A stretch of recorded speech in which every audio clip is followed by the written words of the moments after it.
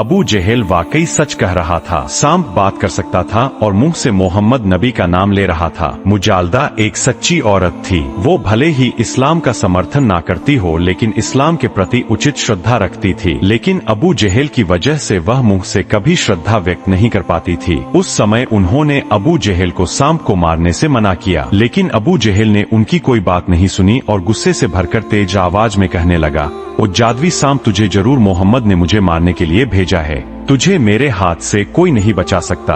आज मैं तुझे मार ही डालूंगा। यह कहकर वो सांप के शरीर पर चोट करने लगा। तब हारिसा सांप चीखने लगा, लेकिन क्रूर अबू जहेल ने उसे मुक्ति नहीं दी। लेकिन सांप ने इतना दर्द सहकर भी कोई हमला नहीं किया। उसने डंक भी नहीं मारा। वो सिर्फ विनती करके कहने लगा, ए अल्लाह के बंदे, मुझे छोड़ दो, मैं तो तुम्हारा कोई नुकसान नहीं करूंगा। मैं सिर्फ हजरत मोहम्मद सल्लल्लाहु अलैहि वसल्लम से मिलकर चला जाऊंगा। लेकिन क्रूर अबू जहेल ने उसकी कोई बात नहीं सुनी। सांप को एक समय पर मारते मारते अधमरा करके एक पिंजरे में कैद कर दिया। पिंजरे में कैद रहते हुए सांप रोने लगा और महान अल्लाह रब्बुल आलमीन से दर्द भरी आवाज में पुकारने लगा। तब वो हारिसा सांप अल्लाह से कहता है, अल्लाह रब्बुल आलमीन, आप मुझे मौत दे दीजिए, मुझे कोई अफसोस नहीं है, लेकिन मरने से पहले एक बार तो मैं आपके हबीब प्रियतम से मिलना चाहता हूँ। रात के समय अबू जहेल के घर में दीपक बुझने को था। मुजालिदा ने कांपती आवाज में अबू जहेल से तब कहा, ए उमर इब्ने हशाम, अबू जहेल का असली नाम आप इस सांप का क्या करना चाहते हैं? इसने तो आपका कोई नुकसान नहीं किया, आपने इसे इतना मारा, फिर भी तो यह आप पर कोई हमला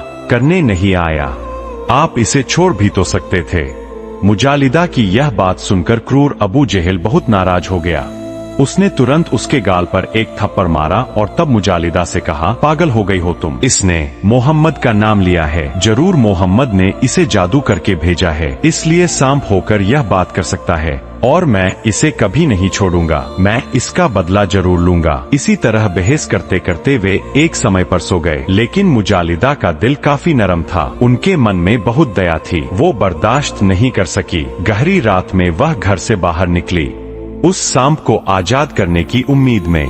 वो एक समय पर सांप के पिंजरे के पास गई। दूसरी ओर मुजालिदा के घर से बाहर निकलने के तुरंत बाद क्रूर अबू जहेल की नींद खुल गई। अबू जहेल ने अपने पास मुजालिदा को ना देखकर एक समय पर सोचा, जरूर वो उस सांप को छोड़ने गई है। इसलिए अबू जहेल ने देर ना करते हुए घर से बाहर निकल गया। मुजालिदा जैसे ही उस सांप के पास उसे आजाद करने के लिए गई, तभी मुजालिदा ने देखा अबू जहेल घर से बाहर निकल रहा है। मुजालिदा अबू जहेल को देखकर डर गई। वो उस समय ठिठक कर खड़ी रही। अबू जहेल ने आकर उनसे पूछा, ए मुजालिदा, तुम यहाँ क्यों आई हो?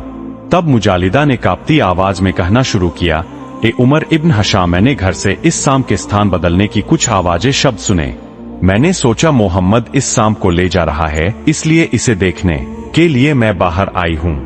मोहम्मद की इतनी हिम्मत कैसे होती है कि वो आपके हाथ से सांप ले जाए? इस तरह झूठी बात कहकर मुजालिदा ने अबू जहेल को घर के अंदर भेज दिया और वह भी खुद घर चली गई। अगर मुजालिदा अबू जहेल को यह बात ना कहती तो शायद क्रूर अबू जहेल उन्हें यातना देता। इसी तरह करीब 3 दिन तक उस सांप को कैद करके उस क्रूर अबू जहेल ने यातना दी।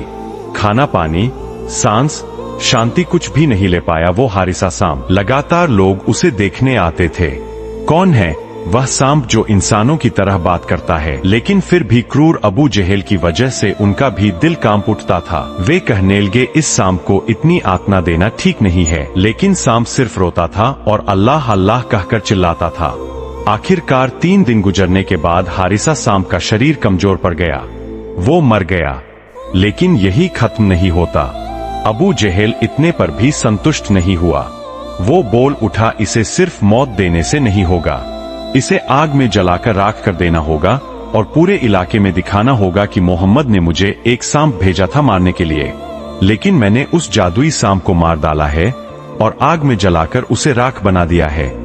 योजना के अनुसार ही अबू जहेल ने उस सांप को आग में जला दिया और उसके मृत्यु शरीर को राख बना दिया। सांप को जलता देखकर अबू जहेल हंसने लगा और कहने लगा, सब देखे मोहम्मद का जासूस कैसे आग में जल रहा है। आखिरकार जब वो सांप जलकर राख हो गया तो अबू जहेल ने उस राख को ढक्कन वाले एक पीतल के बर्तन में रख लिया। अब शुरू हो गया झूठ के अहंकार वाला वो खेल।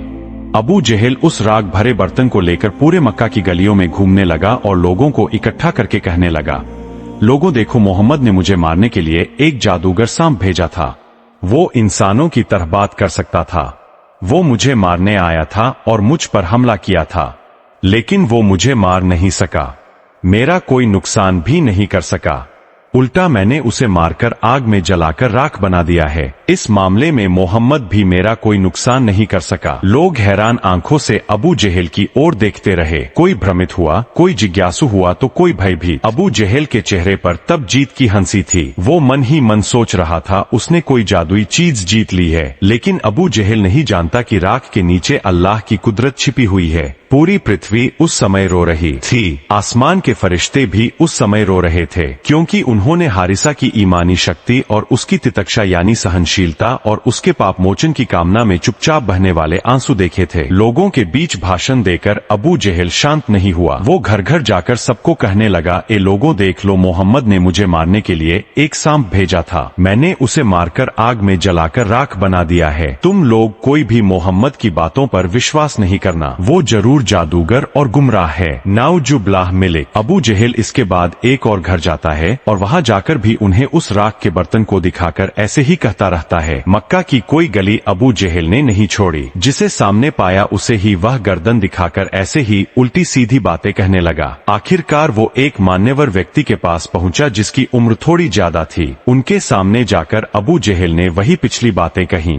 ए व्यक्ति सुन लो, मोहम्मद ने मेरे पास एक जादुई सांप भेजा था। सांप बात कर सकता था और मुझे नुकसान पहुंचाना चाहता था, लेकिन मैंने उसे वो मौका नहीं दिया। मैंने उसे मार डाला है और आग में जलाकर राख बना दिया है। दोस्तों, अगर आप भी रसूल अल्लाह को चाहते हो और अगर आपको यह वीडियो अच्छा लगा हो तो इस वीडियो को लाइक और चैनल को सब्सक्राइब कर दो। लाइक और सब्सक्राइब वही करेगा जो अल्लाह और नबी को चाहने वाला होगा। और इससे आगे का वाक्य आपको पार्ट 3 में देखने को मिलेगा। धन्यवाद।